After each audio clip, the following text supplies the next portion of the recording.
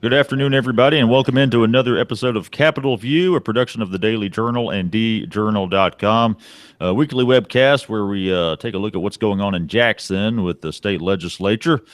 I'm Brad Locke, your host, along with Bobby Harrison, the Journal's Capitol Bureau reporter down there in Jackson. And Bobby, how you doing on this Monday? All right, Brad, how you doing?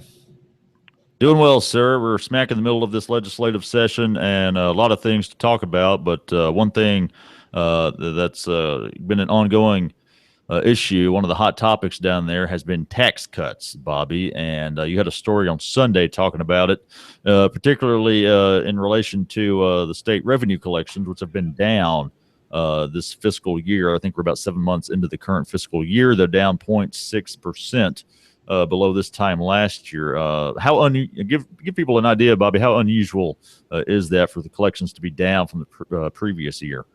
Year over year, declines is very unusual, Brad. It happened in the right at the turn of the century, around fiscal year 2000. Happened twice during the midst of the Great Recession, and that's only two times it's happened since 1970. So this year, if they the budget year, the fiscal year ends in end of June, if they end down for this year, that would be very unusual. And what is even more unusual, Brad, is the fact that most states are not having this same revenue collection struggles to the same extent Mississippi is. So it's kind of an alarming trend that's going on right now in the state, and the leaders are hopeful that it'll pick up during the final months of this calendar, not this calendar year, but this budget year.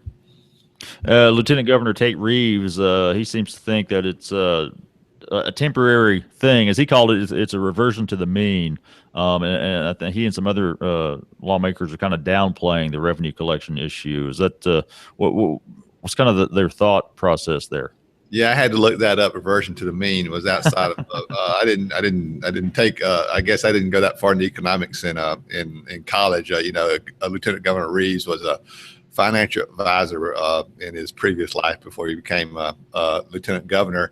And his theory is, let me see if I can make this real simple, is that after the Great Recession, Mississippi's revenue collections picked up relatively fast, which was kind of out of the ordinary, that we were kind of leading the nation in terms of revenue collections. We had 3 years of growth of more than 5%.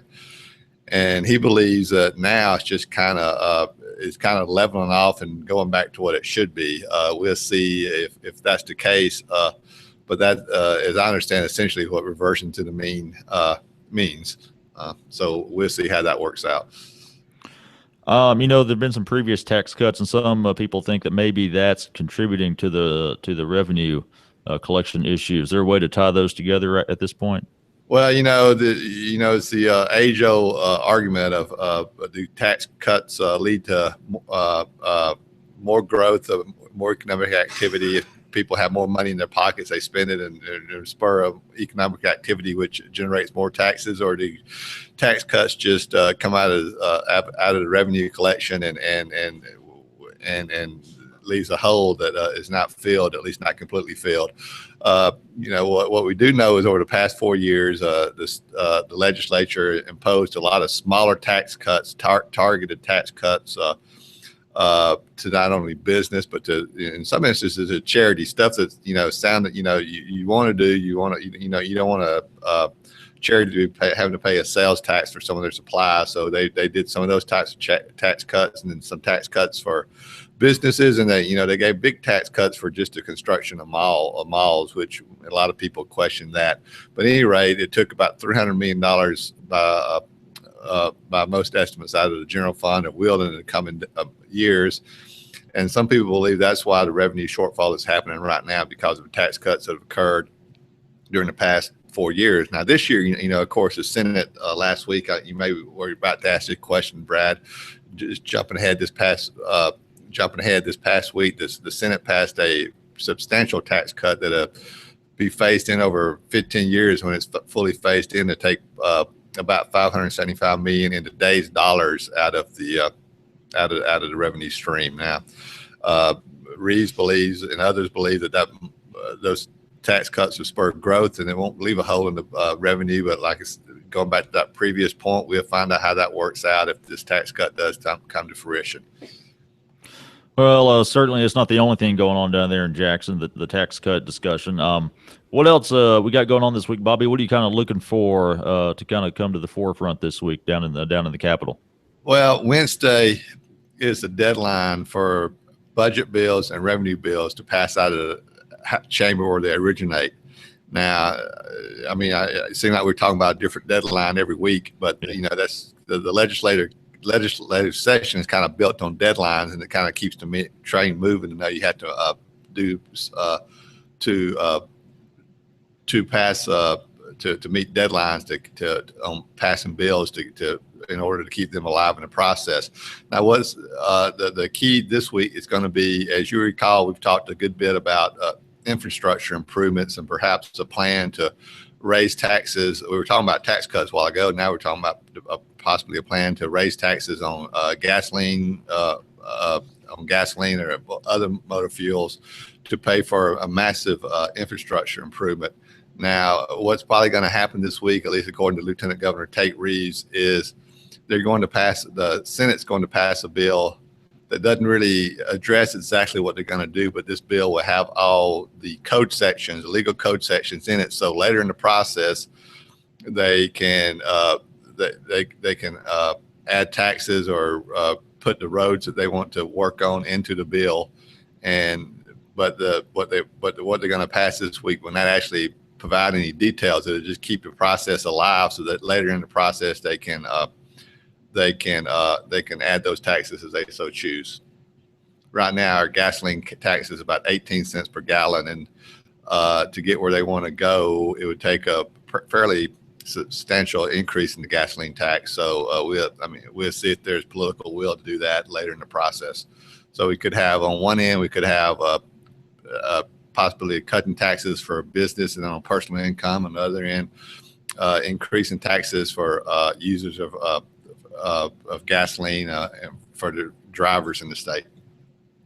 Okay. Moving on to another subject, Bobby. Last week, a man by the name of John David Pennebaker, a lot of people familiar with Mississippi politics are certainly familiar with him.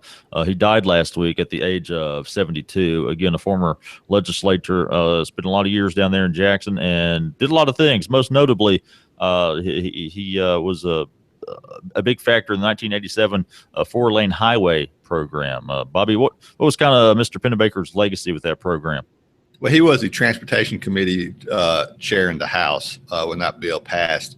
The 87 program, which coincidentally was the legislation to put the current 18 cent per gallon gasoline tax in effect.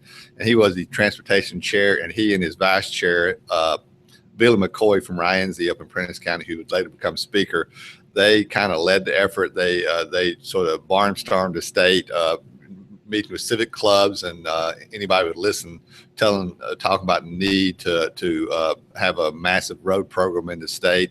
And that program, 87 highway program, which four-lane, more than 1,000 miles of highways across the state, including a lot of Northeast Mississippi where there was very few miles of four-lane. This highway program is accredited for a lot of the economic development that's come to the state since then. So John David Pennebaker is given a lot of credit for that program. He was in the House from I think 76, 77, somewhere in the 70s until he retired in 92. Before then, he was mayor in New Albany, and he was at the time he was the youngest mayor elected in the state. So he was and then after he retired from the legislature, he just kind of settled down as a local attorney in New Albany and practiced law for several years until he got sick in recent years. As you mentioned, he returned to Union County, I believe in '92. That's right. And kind of in his prime when he left politics there, Bobby. But basically, as you noted in the story, he just missed being home. Yeah, it was interesting. That in '91 was the regular election year that year, and he was reelected in '91, and because the legislature couldn't reach an agreement on redistricting, they had to run again in '92. And for whatever reason, he just decided even though he probably would have been unopposed, he just decided after he served that 1 year of that term, he decided he'd had enough and retired and went home to the Albany to practice law. All right, Bobby, time for my favorite part of the show anyway. Three things that we look at from the legislature this past week.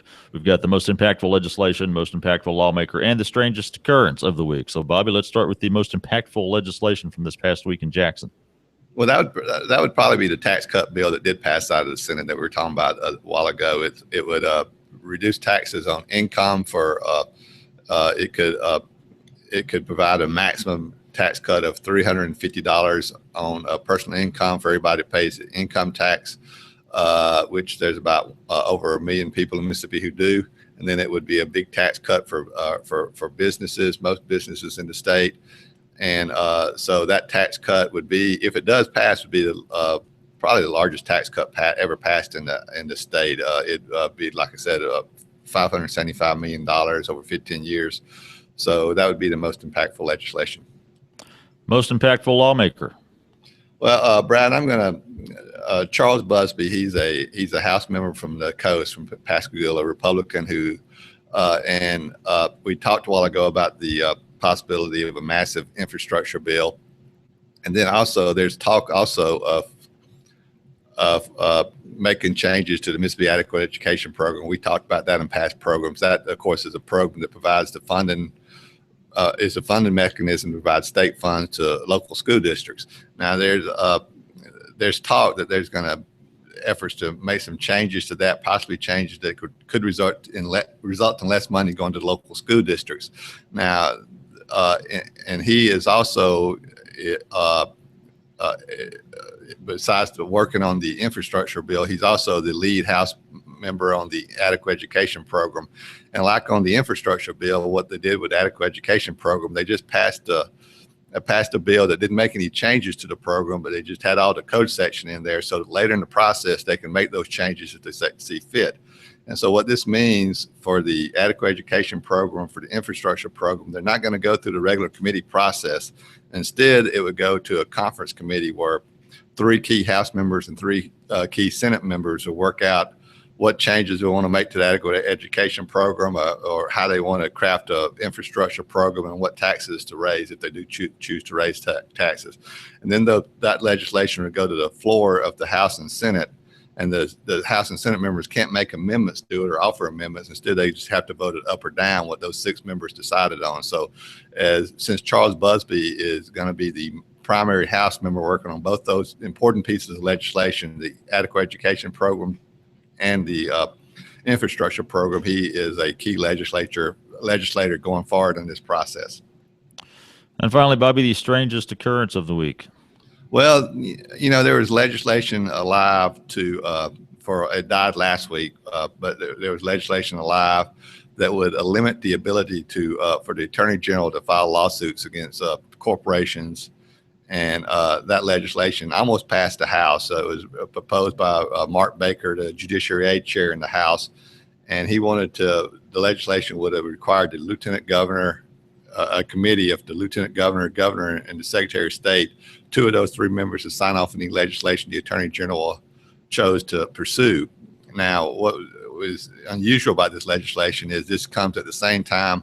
If we look at revenue collections, if it wasn't for the Attorney General recently deposited $60 million in the general fund from lawsuit settlements, which is really helping hold up this, the state revenue collections. The revenue collections that we discussed are sluggish, and that money is really helping.